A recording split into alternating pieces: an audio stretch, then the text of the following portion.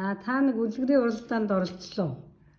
Тийм 2016 онд үлгэрч өвөө өмөө гэсэн тийм улсын уралдаа явагдсан. Тэр үнд ирж би оролцсон, аймагаас ирж оролцож байсан. Тэгээд байр эзэлсэн та. Тийм 2 дугаар байранд орсон. За тэр юунаас үлгэрээс нэг аятаа явж өгнө үү? За тэгээ тэгтээ би 16 онд бол аялгаатай үлгэр яваагүй. Би зүгээр энгийн ярьсан.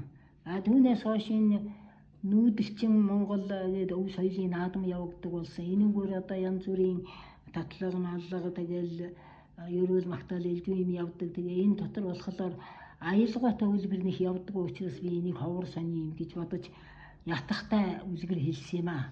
Би тэрнээс нь жоохон хэлье да.